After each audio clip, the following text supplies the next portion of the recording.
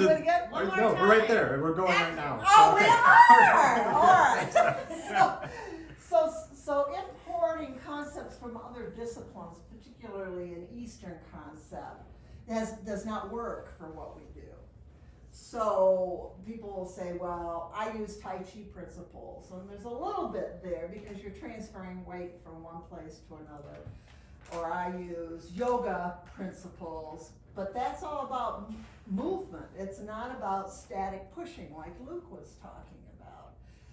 So when you look at these videos that are out there, you'll see people trying to do those things and struggle. And so, the longevity in massage therapy is poor. 2 reasons. One is that people don't use their body efficiently, and they don't set up their ergonomic space efficiently. And the other is that they can't do enough massage to make enough money, which was your paper, Ed. So do you want to give them a little bit of a spiel on that? Come on up here so that you're on camera. You're happy you wore the nice scrubs now, right? Okay. Basically, as she said, once she found out I had an ergonomics back, I worked for General Motors. 20 years I developed the ergonomics program for GM, and we had responsibility for all the new car and truck programs and assembly plants and that. So as soon as she found that, and I retired, and I thought, well, do massage therapy. So as soon as she found that out, you've got to prove that my method is right. Yeah, it was all about me. It was. Especially the table height, as far as that. So back when I worked for GM, we had a program from the University of Michigan called 3-dimensional static strength model, where you could model a person position, put the force in the hands, and it would tell you the stress at the elbow, the shoulder, the back, and also give you the percent capable, what percent of the population could do that job. So use that to mock up basically a high table with the leaning, the asymmetric stance versus the just bent over trying to do massage like most people do, or the horse.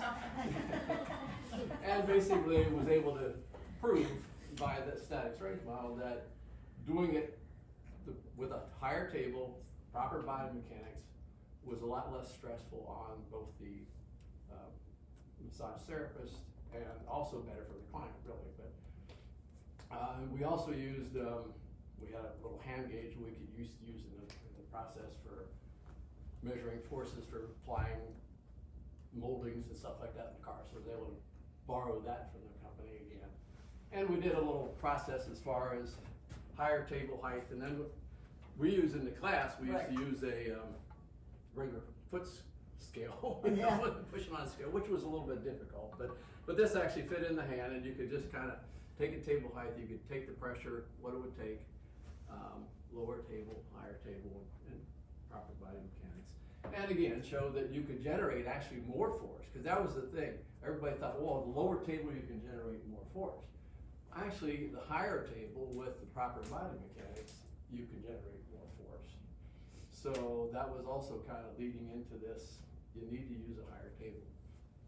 And then also from that, I looked at the principle that you're just talking about. If you could do, and I forget the numbers. It was one more If day. you could do one more day, week. just because you can now physically do that, you're not wearing yourself out, you could generate, it's probably around like $20,000 more a year in income by doing one more massage a day. Or I think we even did 2 if you could get up to 2, and it was like 50,000 or something like that. And the numbers that I'd have to look at the book, it's been a while. But anyway, so you can generate more income also by using, so it's another reason besides not hurting yourself, it's also generating more income for the massage therapist if you do use the proper body mechanics. So, cool, huh? All right, Ed, you're off the stage. But she wouldn't let up. First was you got to do this for your AP program. Then, you got to be in a journal. You got to get peer reviewed. All this other stuff. And then once that got done, oh, you need to speak at a conference. And then you gotta be on this committee. Then you gotta be on, oh, that's right, we have a committee, yeah. So, anyway. Speak in my class. So, where we are now is, that this ergonomic study has given us, the one that the foundation has done, and then it's going into phase 2, that finally, after all these years, there is some professionally objectifiable information that may or may not support enough change, so that massage therapists are taught a more efficient way to do things.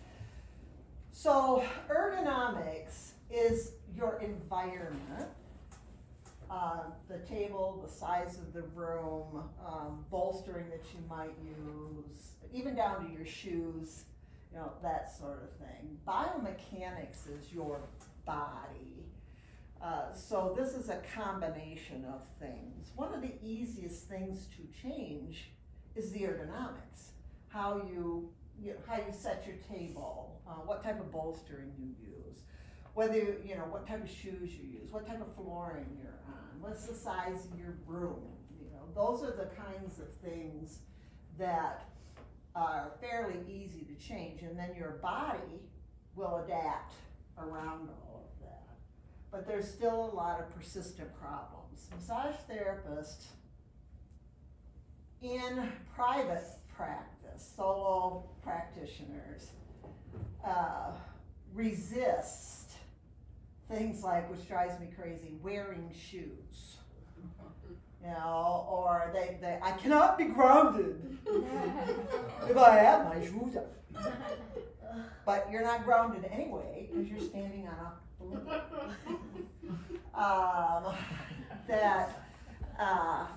I should be able to wear whatever I want.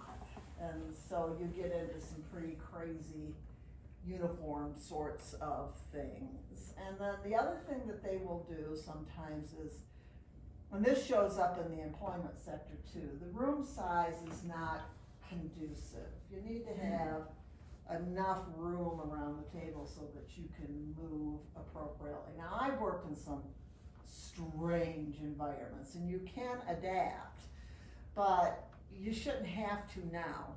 You know, how I did it back 400,000 years ago is different now, right? So, the smallest a room should be is 9 by 9, and you can vary it. It can be a little narrower and a little longer and some of that kind of stuff, but to maximize, if you're trying to set up a big facility, to maximize the space around it, lots of times you'll, you know, and then you find that the massage therapist is not able to get the right stances and stuff around the table. So, but the times are changing, and that is good. So, what I'd like to do right now is step back from the introduction and have each of you introduce yourselves, what's your experience level. But mostly what I'm trying to do is identify what our actual syllabus is going to be. What is it that you struggle with, or where you are at? Now, we've got some entry-level students that have just started. We've got some students that are halfway through the program. We got people that are practicing for a long time. So each of you are going to have a little bit different struggle. And what, if there was one thing that you could improve, what would that be? And that helps me narrow down, you know, what we're going to do in this period of time. All right? And then a little bit of logistics. We'll break for lunch around 12:12.